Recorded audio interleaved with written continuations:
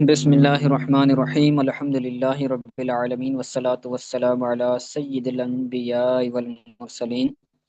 ہمارا نور الازا کے اسباق کا سلسلہ جاری و ساری ہے۔ گزشتہ درس کے اندر ہم نے نماز کے واجبات کے حوالے سے فصل کی ابتدا کی تھی، جس کے اندر ہم نے تقریباً 10 تک واجبات کو پڑھا تھا، سمجھا تھا۔ تو آگے اس فصل کو پورا کرتے ہیں تو پڑھتے ہیں۔ کہتے ہیں وہ لفظ السلام ہے، اور سلام کا لفظ کہنا یہ بھی کیا ہے؟ واجب ہے۔ تو یاد رکھیں نماز کے اندر جو واجبات ہیں، اگر وہ کوئی واجب ٹوٹ جائے چھوٹ جائے بھولے سے، تو اس پر سجدہ سہو لازم ہوتا ہے۔ اور اگر وہ بھولے سے نہیں چھوٹ رہا بلکہ وہ خود جان بوجھ کر چھوڑ رہا ہے، تو اب اس پر سجدہ سہو لازم نہیں ہوگا، بلکہ اسی نماز کو دوبارہ پڑھنا ہوگا۔ سجدہ سہو تب لازم ہوگا جب واجب بھولے سے چھوٹ جائیں۔ ٹھیک ہے، تو لفظ سلام، سلام کے الفاظ کے نا یہ بھی واجب ہیں۔ دون علیکم، علیکم کے الفاظ کے نا یہ واجب نہیں ہے۔ جیسے ہم سلام پھیرتے وقت کہتے ہیں نا السلام علیکم ورحمۃ اللہ، تو جو السلام ہے اس یہ کہنا واجب ہے، اور علیکم یہ کہنا واجب نہیں ہے۔ ٹھیک ہو گیا۔ آگے کہتے ہیں وہ قنوت الوتر، وطر میں قنوت پڑھنا یہ بھی واجب ہے۔ 3 رکعتیں وطر واجب پڑھتے ہیں، تو اس کے اندر تیسری رکعت میں وطر پڑھنا، دعائے قنوت پڑھنا یہ بھی کیا ہے؟ واجب ہے۔ اگر کوئی بندہ دعائے قنوت نہ پڑھے تو اس کو بھول جائے تو اس پر سجدہ سہو لازم ہوتا ہے۔ اسی طرح و تکبیرات العیدین و تعیین التکبیر و تعیین التکبیر تکبیر لافتتاح کل صلاۃ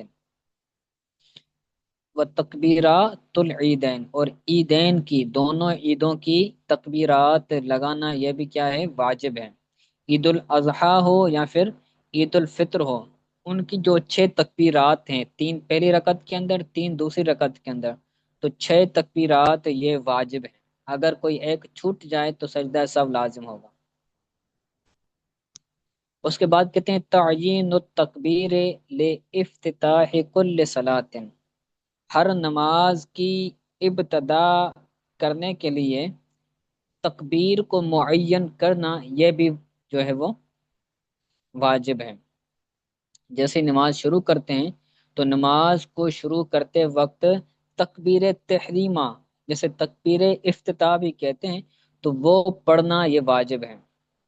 اگر کوئی بندہ ایسے ہی ہاتھ اٹھا لے اور تکبیر کے الفاظ نہ کہے تو اس پر سجدہ سہو لازم ہو جائے گا۔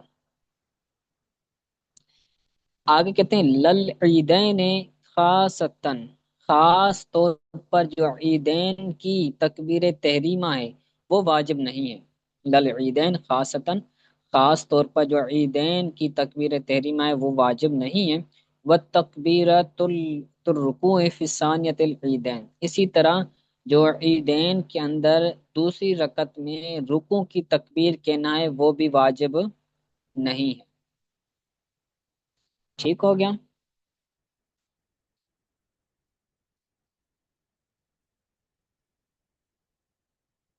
بلکہ اس کا تعلق پیچھے سے ہے، جو تکبیر و تکبیرۃ الرکوع ہے نا، تو اس کا تعلق پیچھے سے، یعنی اس کا بھی وجوب پر عطف ہوگا۔ یعنی یجب تکبیرۃ الرکوع فی ثانیۃ العیدین، عیدین کی دوسری رکعت میں رکوع کی تکبیر کہنا یہ بھی کیا ہے؟ واجب ہے۔ لیکن مفتہ بھی جو قول ہے وہ یہی ہے کہ رکوع کی تکبیر کہنا یہ واجب نہیں ہے۔ ٹھیک ہو گیا۔ آگے کہتے ہیں وجہر الامام بقراءۃ الفجر، امام کا یہاں اس کو فعل بنائیں گے تو فعل بھی ہو سکتا ہے، اس کو اگر اسم بنائے تو اسم بھی ہو سکتا ہے، لیکن انہوں نے جو ہے وہ اسم بنائے۔ یجب، فعل نکالیں گے یجب جہر الامام بقراءۃ الفاتحۃ، امام کا فجر کی قرات کو جہرن پڑھنا یہ بھی واجب ہے۔ جہر کا مطلب ہوتا ہے بلند آواز سے پڑھنا، جیسے فجر کی نماز ہو گئی یا عشاء کی نماز ہو گئی تو ان کے اندر کیا کی جاتی ہے؟ جہرن تلاوت کی جاتی ہے، بلند آواز سے امام تلاوت کرتا ہے، تو امام کا فجر کی قرأت میں جہر کرنا یہ بھی واجب ہے۔ وَأَوْلَيِ الْعِشَاءَيْنِ، اور عشاء کی دو رکعتوں میں، عشاء کی دونوں رکعتوں میں جہر کرنا امام کا یہ بھی واجب ہے۔ اولیل عشاءین، اس کا تعلق، اس کا عطف ہے فجر پر، یعنی فجر کی قرات کرنا امام کو جہرن یہ بھی واجب ہے۔ اسی طرح جو ہے وہ امام کو عشاء کی پہلی دو رکعتوں میں بلند آواز سے تلاوت کرنا یہ بھی واجب ہے۔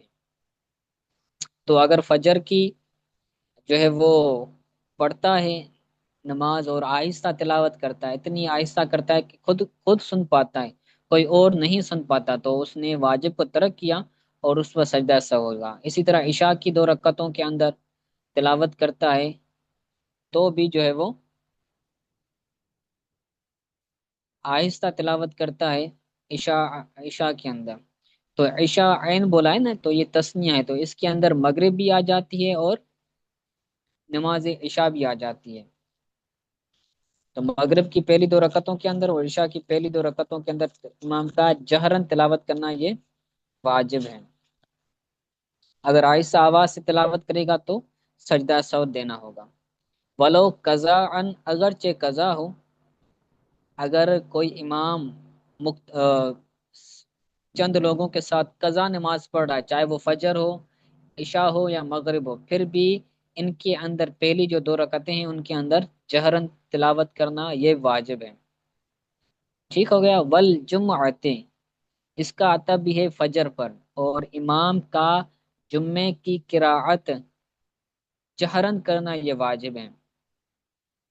والعیدین، اور عیدین کی قراءت جہرن کرنا یہ واجب ہے۔ والتراویح، اور تراویح میں جہرن تلاوت کرنا امام پر واجب ہے۔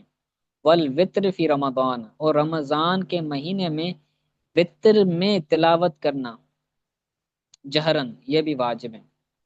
تو اس کے اندر رمضان کی قید لگائی گئی ہے، تو اسے یہ پتہ چل رہا ہے کہ رمضان کے علاوہ بلند آواز سے نہیں پڑھنی بلکہ پست آواز سے پڑھنی ہے۔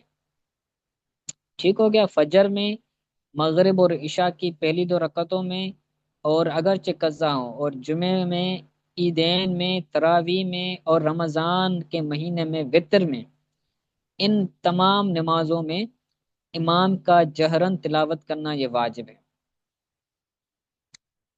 ٹھیک ہے۔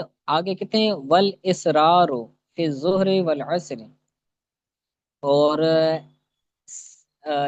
آہستہ تلاوت کرنا، اسرار کا مطلب ہوتا ہے سرن، ایک تو ہوتا ہے جہرن بلند آواز سے پڑھنا، اس کی ضد ہوتی ہے آہستہ تلاوت کرنا، یہ واجب ہے نماز ظہر میں، عصر میں، وفی ما بعد اولی العشاءین، عشاءین یعنی مغرب و عشاء کی جو پہلی دو رکعتیں ہیں ان کے بعد والی رکعتوں میں تلاوت کرنا پست آواز میں یہ امام پر واجب ہے۔ مغرب کی پہلی دو رکعتوں میں تلاوت کرنا جہری طور پر یہ واجب ہے، اور مغرب کی تیسری رکعت کے اندر پست آواز میں تلاوت کرنا یہ واجب ہے۔ اسی طرح عشاء کی پہلی دو رکعتوں کے اندر تلاوت کرنا بلند آواز سے امام پر واجب ہے۔ اسی طرح عشاء کی جو آخری دو رکعتیں ہیں یعنی تیسری اور چوتھی، اس کے اندر امام کو آہستہ تلاوت کرنا یہ واجب ہے۔ ٹھیک ہے۔ و نفل و نفل نہار، اور دن کی، اور دن کے نفل میں آہستہ تلاوت کرنا یہ واجب ہے۔ والمنفرد، اور منفرد، والمنفرد مخیر، والمنفرد مخیر فیما یجہر، فیما یجہر، مجہول پڑھیں گے اس کو، تو اور جو منفرد ہیں، پیچھے تو تھا نا امام کے بارے میں کہ امام ان کے اندر سری طور پر پڑھے گا، ان میں جہری پڑھے گا، لیکن جو منفرد ہے جو اکیلا نماز پڑھتا ہے تو والمنفرد مخیر فیما یجہر، تو جن نمازوں میں جہرن تلاوت کی جاتی ہے اس ان میں اکیلا بندہ اختیار والا ہے، جیسے فجر ہو گئی، مغرب ہو گئی، عشاء ہو گئی، تو ان کے اندر جہرن تلاوت کی جاتی ہے۔ تو اگر کوئی بندہ یہ نمازیں منفرد پڑھتا ہے، اکیلا پڑھتا ہے، تو اس کو اختیار ہے، چاہے تو بلند آواز سے تلاوت کرے، چاہے تو پست آواز میں تلاوت کرے، اس کو اختیار حاصل ہے۔ کا کا متنفل باللیل، جس طرح رات کے وقت نفل پڑھنے والا بندہ، تو جو بندہ رات کے وقت نفل پڑھتا ہے تو اس کو بھی اختیار ہوتا ہے کہ چاہے وہ بلند آواز سے تلاوت کرے یا پست آواز سے تلاوت کرے۔ ولو ترک سورت ولو ترک سورت فی اولج عشاء،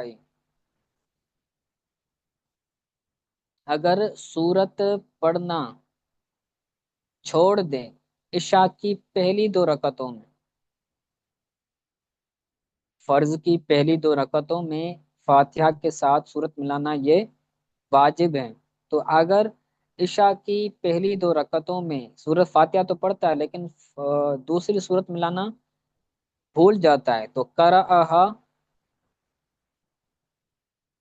فی الاخیرین، سورت کو پڑھے گا، سورت کی تلاوت کرے گا آخری دو رکعتوں میں۔ عشاء کی چار رکعتیں ہوتی ہیں، تو پہلی دو رکعتوں میں اگر سورت ملانا بھول جاتا ہے تو آخری دو رکعتوں میں جو ہے وہ سورت کی تلاوت کرے گا مع الفاتحہ، فاتحہ کے ساتھ۔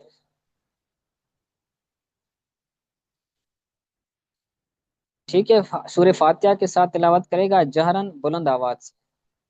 ولو ترک الفاتحہ لا یکررها فی الاخیرین، اور اگر سورہ فاتحہ کو پڑھنا چھوڑ دے، سورہ فاتحہ کو پڑھنا بھول جائے، تو لا یکررها فی الاخیرین، تو سورہ فاتحہ کو آخری دو رکعتوں کے اندر ان کا تکرار نہیں کرے گا، چھوٹ گئی تو اب اس کو سجدہ سہوی کرنا پڑے گا۔ ٹھیک ہو گیا، تو یہ ہمارا واجبات والا فصل پورا ہوا، تو اس کو آپ یاد کیجئے گا۔ میں یہ چاہتا ہوں کہ آپ ایسا کریں کہ یہ جتنے بھی واجبات ہیں آپ ان کی لسٹ بنائیں، نمبرنگ کے ساتھ لکھیں، پہلا واجب یہ ہے، دوسرا واجب یہ ہے، تیسرا واجب یہ ہے۔ تو پہلے سوال لکھیں، سوال لکھیں کہ نماز کے کتنے واجبات ہیں، نور العزا کی روشنی میں بیان کریں، پھر جواب لکھ کر نمبرنگ کے ساتھ ہر ایک واجب بیان کریں۔ ٹھیک ہے، تو اگر کوئی بات سمجھ نہیں آتی تو مجھ سے پوچھ لیجیے گا، اور آج کے سبق کے حوالے سے بھی اگر کچھ پوچھنا ہو تو پوچھ سکتے ہیں۔